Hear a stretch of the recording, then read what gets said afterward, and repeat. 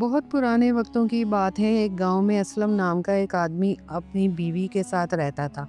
असलम काफ़ी देर से अपने घर के अंदर अपनी बीवी के साथ बैठा गहरी सोच में डूबा हुआ था। इसकी बीवी बोली, ऐसी गहरी सोच में डूबने से कुछ नहीं होगा। हमारे घर पर 2 दिन से कुछ भी खाने को नहीं बना। भूख से हाल बेहाल हुआ जा रहा है। ये सुनकर असलम की आंखों में आंसू आ गए। वो बोला, अरे भूख तो मुझे भी बहुत तेज़ लगी है। जहाँ मजदूरी कर रहा था वहाँ पर काम पूरा हो गया। इसकी बीवी फूट फूट कर रोने लगी। फिर बोली, किस्मत के खेल भी क्या निराले होते हैं। कल तक इतना था कि मैं दूसरों को उधार दिया करती थी और आज इतना भी नहीं कि एक वक्त का आटा खरीद सकूं। असलम अपनी बीवी की ये हालत देखकर बोला, अब तुम उदास मत हो, मैं कहीं से उधार लेकर आता हूँ।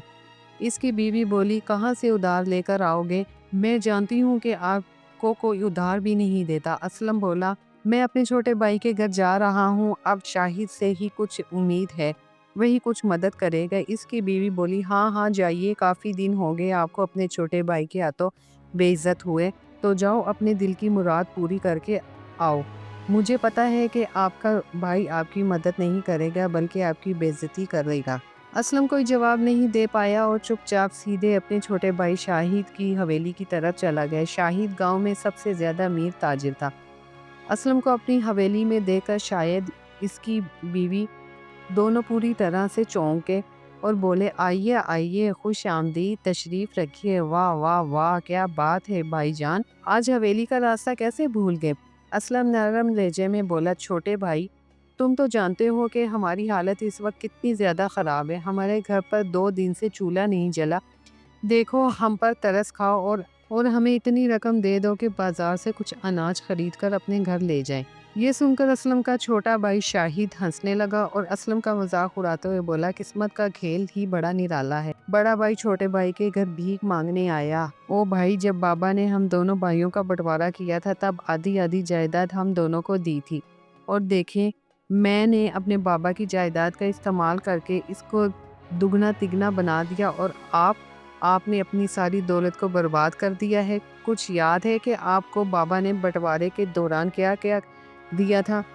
इनके बाबा रहमत अली चारपाई पर लेटे हुए थे और इनके दोनों बेटे असलम और शाहिद इनके पास थे। मेरे बच्चों, लगता है कि मेरा आखिरी वक्त आ गया है। मैं चाहता हूँ कि अब जायदाद का आधा आधा बंटवारा कर लिया जाए। मैंने तुम्हें यहाँ पर इसलिए बुलाया है ताकि मैं तुम्हें बता सकूं कि मैं अपने किस बेटे को क्या क्या देना चाहता हूँ। ये सुनकर असलम फूट फूट कर रोने लगा। बाबा जी, आप 100 साल से ज़्यादा जिएंगे। कुछ नहीं होगा बाबा। रहमत अली धीमी मुस्कुराहट के साथ अपने बड़े बेटे असलम की तरफ देखकर बोले, बेटा, ये दुनिया का असूल है, जो आया है वो जाएगा। अब मेरी बात ध्यान से सुनो। गांव में जो हमारा 20 बीघा खेत है वो मैं तुम्हें देता हूँ। इतना कहकर रहमत अली शाहिद की तरफ देखने लगे और बेटा शाहिद, जो हमारे तालाब के किनारे 20 बीघा खेत पड़ा है वो मैं तुम्हें देता हूँ। मेरी 20 गायें और 10 बैल, इनमें से आधा आधा तुम दोनों भाइयों का को देता हूँ। इतना कहकर रहमत अली को जोर से खांसी उठी। बड़े बेटे असलम ने कहा, बाबा जी, मैं अभी हकीम को बुला कर लाता हूँ। रुकिए रुकिए, नहीं नहीं बेटा, मेरी पूरी बात सुन लो। एक बहुत ही अहम चीज़ है जो मैं सिर्फ तुझे। इतना कहकर रहमत अली फिर से ज़ोर से खांसने लगा। असलम अपने बाबा की हालत देख नहीं सका और दौड़कर हकीम के पास चला गया। हकीम जी, जल्दी चलिए, मेरे बाबा की हालत बहुत ज़्यादा ख़राब है, इन्हें बहुत तेज़ी से खांसी आ रही है, जल्दी चलिए। हकीम फ़ौरन असलम के साथ इसके घर पहुंचा। जैसे ही हकीम ने रहमत अली की नब्ज़ देखी वो बोला, देखो असलम, तुमने आने में देर कर दी, अब तुम्हारे बाबा इस दुनिया में नहीं रहे, माफ़ करना। इतना कहकर हकीम वहाँ से चला गया और असलम फूट फूट कर रोने लगा। फिर शाहिद बोला, और फिर हमने अपनी अपनी ज़िंदगी की नई शुरुआत की। तुमने बाबा की कमाई सारी दौलत मिट्टी में बहा दी और मुझको देखो, मैंने बाबा की सारी दौलत को जिम्मेदारी, चतुराई और मेहनत के बल पर दुगना तिगना बना दिया। और यही नहीं, इस बस्ती का चौधरी बन गया हूँ मैं। बड़ा भाई बोला, मैं सब जानता हूँ मेरे छोटे भाई, क्यों बार बार पुरानी बातें दोहरा रहे हो? सारा गांव जानता है कि मेरी किस्मत खराब निकली, तो मैं क्या करूँ? छोटा भाई शाहिद बोला, यही बात है भाई कि جس کی قسمت خراب ہے میں اس کو نہیں دے سکتا ادھار، رسول تو اصول ہے، دیکھو بھائی میں تو صرف اسی کو ادھار دیتا ہوں جو واپس کر سکے، اور تمہیں دے کر تم کوئی بھی شخص کہہ سکتا ہے کہ تم کسی کا ادھار چکا ہی نہیں سکتے، اسی وجہ سے تمہیں کوئی گاؤں میں پتھر بھی نہ ادھار دے۔ اسلم کی آنکھوں میں آنسو آ گئے اور وہ چپ چاپ نظریں نیچے کر کے بے عزت ہو کر وہاں سے چلا گیا۔ اسلم کے جاتے ہی شاہد کی بیوی بولی، جیٹ جی بڑی آس لے کر تمہارے پاس ادھار مانگنے آئے تھے، تم چاہتے تو انہیں تھوڑا سا ادھار دے سکتے تھے، آخر تم ان کے چھوٹے بھائی ہو۔ یہ سن کر شاہد غصے میں اپنی بیوی سے بولا، اے بکواس بن کر تو نہیں جانتی، بچپن سے لے کر آج تک بابا نے ہمیشہ بڑے بھائی کو ہی پیار کیا ہے اور مجھ کو ہمیشہ نوکروں کی طرح برتاؤ کیا میرے ساتھ، بس تبھی سے میں بھائی کو برباد کرنے کا خواب دیکھ رہا تھا۔ بھائی کبھی بھی اس بات کو جان نہیں پائیں گے کہ آخرکار ان کی قسمت اتنی خراب کیوں ہے۔ یہ سن کر اس کی بیوی چونک گئی، کیا مطلب ہے تمہارا؟ شاہد اپنے ہاتھ کی انگوٹھی اپنی بیوی کو دکھاتے ہوئے بولا، یہ دیکھ، اس انگوٹھی کو دیکھ رہی ہو؟ ہاں، یہ انگوٹھی کافی عرصے سے تم اپنی انگلی میں پہنے ہو، بہت سادہ سی انگوٹھی ہے، تم تو اتنے مالدار ہو کہ ہیرے کی انگوٹھی بھی پہن سکتے ہو۔ شاہد بولا، یہ کوئی سادہ انگوٹھی نہیں ہے بیگم، یہ انگوٹھی ایک کرشماتی انگوٹھی ہے، آج میرا کاروبار جو اتنا بڑا ہے یہ صرف اسی انگوٹھی کی وجہ سے ہے۔ ہاں، اتنا کہہ کر شاہد ہنستے ہوئے وہاں سے چلا گیا۔ ادھر اسلم منہ لٹکائے ہوئے اپنے گھر لوٹا اور پھوٹ پھوٹ کر رونے لگا۔ تبھی اس کی بیوی بولی، میری تو ویسے بھی مرضی نہیں تھی کہ تم اپنے چھوٹے بھائی کے پاس مدد مانگنے کے لیے جاؤ، پھر میں چاہ کر بھی تمہیں روک نہیں سکی کیونکہ بھوک نے میرا ہاتھ باندھ رکھا تھا۔ چلو اب ہم اس بستی میں نہیں رہیں گے، جنگل چلتے ہیں، جنگل میں پھل توڑنے سے کوئی روک ٹوک تو نہیں کرتا، دیکھتے ہیں وہاں کیا ہوتا ہے۔ چلو، اس کی بیوی مجبوری میں ہاں کر دیتی ہے اور اسلم کے ساتھ جنگل کی طرف چل پڑتی ہے۔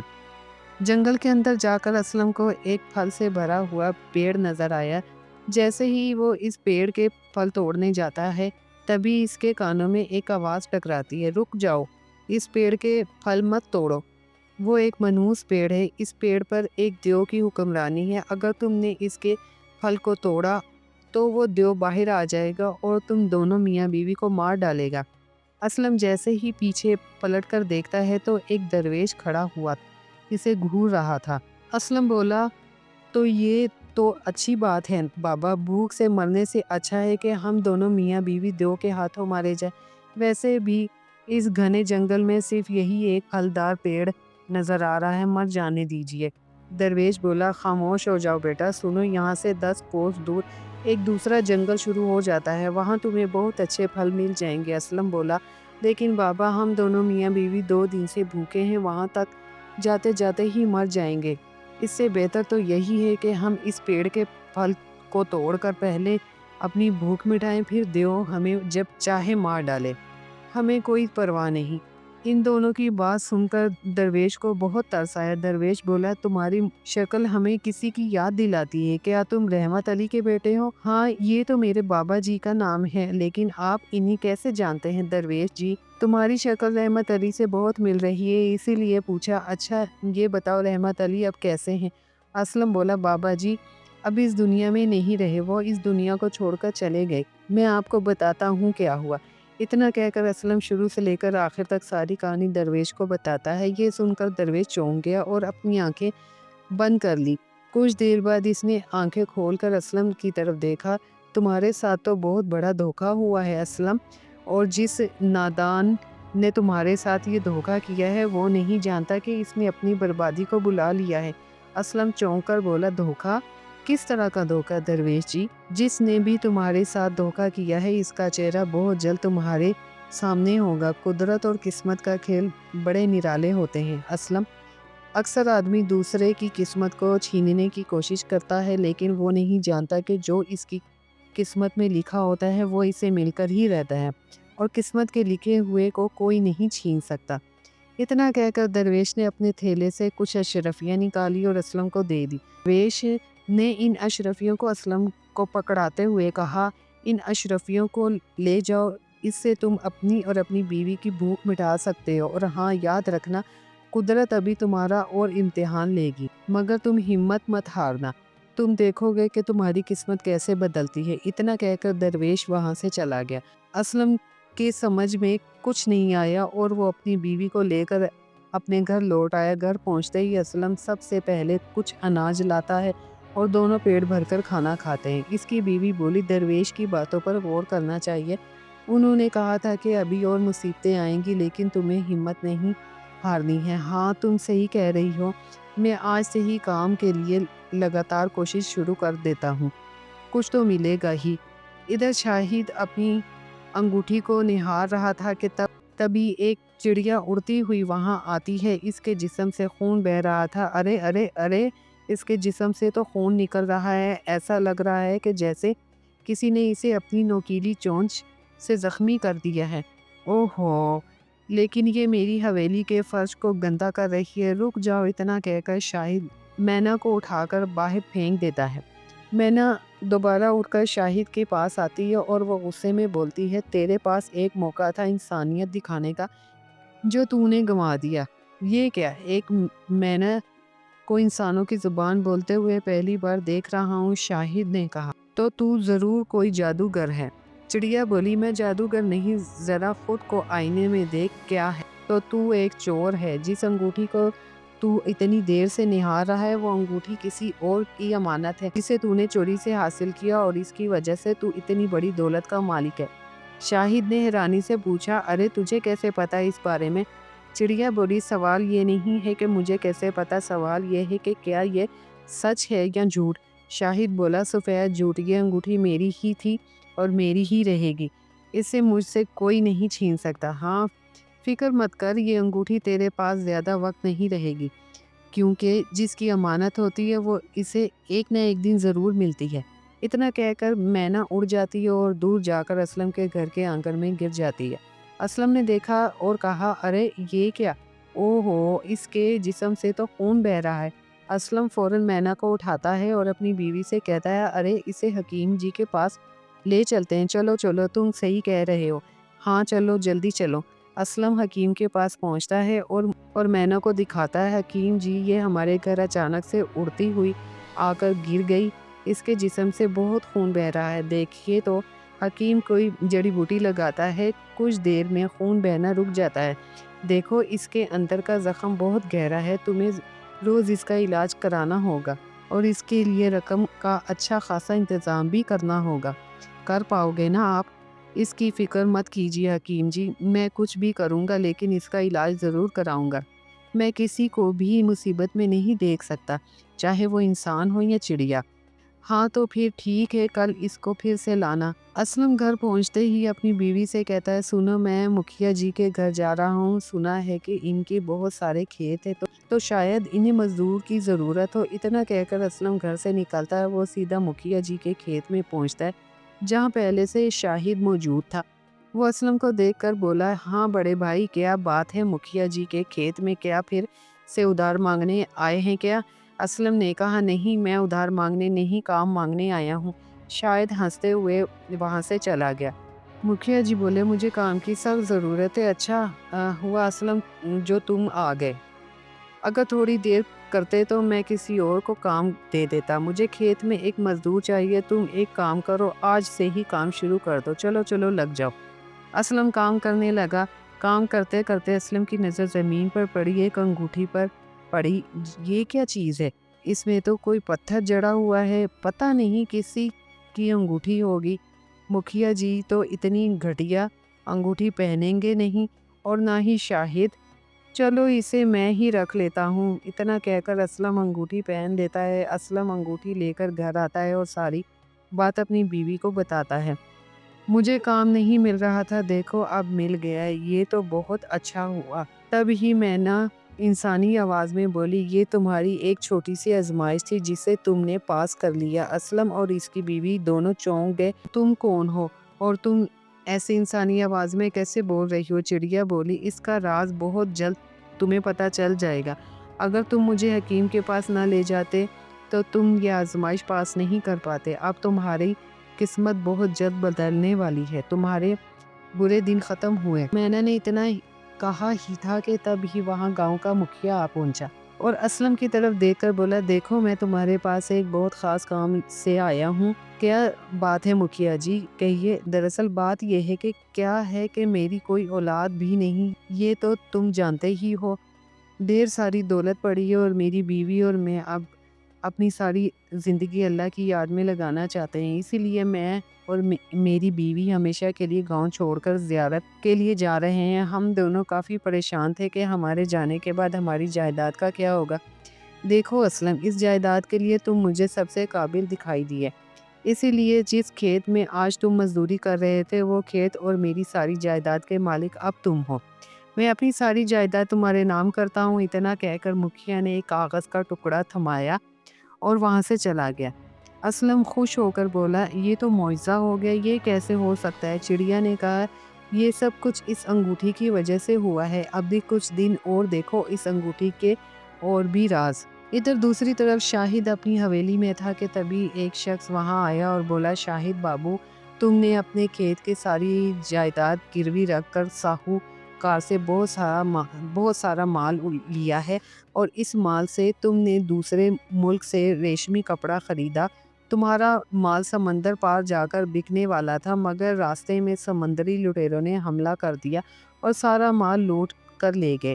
اتنا کہہ کر وہ شخص چلا گیا۔ شاہد سسکتے ہوئے اپنی بیوی کے پاس گیا اور بولا میں برباد ہو گیا، میں برباد ہو گیا۔ اس کی بیوی بولی کیا ہوا؟ آپ اتنے ڈرے ہوئے کیوں ہو؟ شاہد نے ساری صورتحال اپنی بیوی کو بتائی اور اس کی بیوی ساری بات سن کر بولی سب کچھ تمہاری وجہ سے ہوا ہے، تم سے اتنی بار کہا تھا کہ اپنے بڑے بھائی کی توہین مت کرو، دیکھا قسمت کا کھیل کتنا نرالا ہوتا ہے۔ قدرت نے کام کیا اور وہ راتوں رات امیر ہو گئے اور تم بیٹھے بیٹھے کنگال ہو گئے۔ یہ سن کر شاہد چونک گیا، تب ہی اس کی نظر اپنی انگوٹھی پر پڑی۔ ارے میری انگوٹھی کہاں ہے؟ میری انگوٹھی کہاں ہے؟ مجھے کیا پتا؟ شاہد گہری سوچ میں ڈوب گیا۔ مجھے یاد آ گیا، میں کچھ دن پہلے مکھیا کے کھیت میں گیا تھا جہاں پر بڑے بھائی بھی آئے ہوئے تھے، ضرور میری انگوٹھی وہیں پر گر گئی اور بھائی نے اسے پہن لیا۔ ارے میری قسمت بدل گئی اور بھائی کی قسمت چمک گئی۔ ہاں چلو میرے ساتھ چلو، جلدی سے چلو، بڑے بھائی کے گھر پر چلو۔ شاہد فوراً اپنی بیوی کو لے کر اسلم کے گھر گیا۔ اپنے چھوٹے بھائی کو دیکھ کر اسلم چونک گیا۔ شاہد میرے چھوٹے بھائی، اچھا ہوا تم آ گئے، میں تمہارے پاس ہی آنے والا تھا، جلدی سے اسے مجھے دے دو۔ ارے بھائی وہ انگوٹھی میری ہے، لاؤ لاؤ دے دو۔ یہ سن کر اسلم چونک گیا۔ اچھا یہ تمہاری انگوٹھی ہے؟ یہ تو مجھے مکھیا جی کے کھیت میں ملی تھی، میری انگلی سے گر گئی ہوگی، اب مجھے یاد نہیں آ رہا، آج یاد آیا، جلدی سے دو بھائی۔ اسلم انگوٹھی دینے ہی والا تھا کہ تب ہی مینا اسلم سے بولی اسے انگوٹھی مت دینا، وہ انگوٹھی شاہد کی نہیں بلکہ تمہاری ہے۔ یہ سن کر اسلم چونک گیا۔ ارے تو وہی مینا ہے نا جو زخمی ہو کر میرے گھر پر آئی تھی؟ ہاں۔ اتنا کہہ کر مینا رنگ برنگی کرنوں سے ایک درویش میں بدل گئی، وہی درویش جو اسلم اور اس کی بیوی سے ملا تھا۔ درویش بابا آخر یہ کیا راز ہے؟ مجھ سے کچھ نہیں چھپا سکتے شاہد، چلو اب سچ سچ بتاؤ، یہ انگوٹھی اسلم کی ہے یا تمہاری؟ شاہد نظریں نیچے جھکا کر بولا بھائی کی۔ اسلم بولا مگر یہ انگوٹھی پہلی بار کھیت میں دیکھی تھی میں نے۔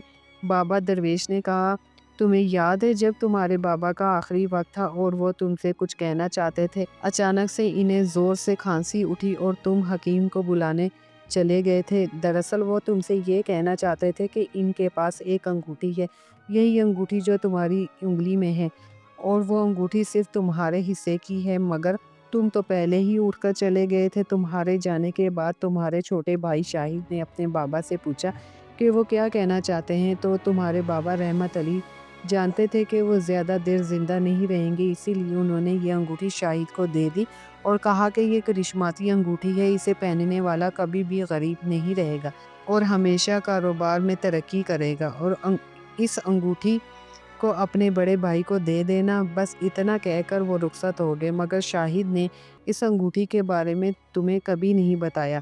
اسلم حیرانی سے بولا کیا بات کر رہے ہیں درویش بابا، کیا شاہد یہ سچ ہے؟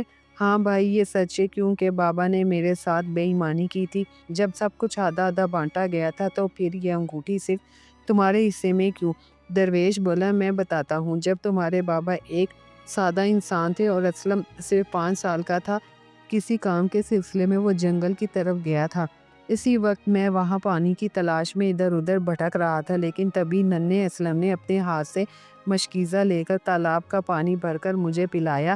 میں بہت خوش ہوا اور صرف اسلم کی وجہ سے میں نے تمہارے بابا رحمت علی کو یہ انگوٹھی دی تھی اور اسے کہا تھا کہ بڑے ہونے کے بعد یہ انگوٹھی اسلم کو ہی دینا۔ یہ انگوٹھی جس کی بھی انگلی میں رہے گی وہ ہمیشہ قسمت کا دھنی رہے گا، اور میں نے ایسا کرنے کے لیے رحمت علی سے وعدہ لیا تھا، اور تم نے نہ صرف بے ایمانی کی بلکہ اپنے بابا کی آخری خواہش کو بھی نہیں مانا، اسی لیے اب تم ہمیشہ غریب ہی رہو گے۔ شاہد بولا، مجھے معاف کر دیجئے درویش بابا، مجھ سے غلطی ہو گئی۔ بڑے بھائی تم تو معاف کر دو۔ اسلم کو اپنے چھوٹے بھائی شاہد پر ترس آ گیا۔ وہ بولا، درویش بابا دیکھیے، یہ جیسا بھی ہے تو میرا چھوٹا بھائی، اس کو معاف کر دیجئے نا۔ درویش نے کہا، دیکھو شاہد، تمہارے دل میں اپنے بڑے بھائی کے لیے کتنا میل تھا، لیکن تمہارے اتنے بڑے دھوکے کے باوجود بھی اسلم ابھی بھی تمہاری فکر کر رہا ہے۔ تمہارے بابا جانتے تھے کہ اسلم دل کا کتنا اچھا ہے، اس لیے انہوں نے تم سے یہ کہا تھا کہ یہ انگوٹھی اسلم کو ہی دینا، کیونکہ وہ جانتے تھے کہ اگر اسلم امیر رہے گا تو اس کے ساتھ ساتھ تم بھی خوشحال رہو گے، کیونکہ اسلم اپنے چھوٹے بھائی کا خیال رکھے گا۔ شاہد نے نرمی سے کہا، سمجھ گیا، سب سمجھ گیا، معاف کر دو بڑے بھائی، معاف کر دو۔ اسلم نے شاہد کو گلے لگا لیا۔ درویش وہاں سے چلا گیا اور اسی دن کے بعد دونوں بھائی پھر سے ساتھ ساتھ رہنے لگے۔ دیکھتے ہی دیکھتے اسلم کی قسمت بدل گئی اور وہ اپنے گاؤں کا سب سے امیر شخص بن گیا۔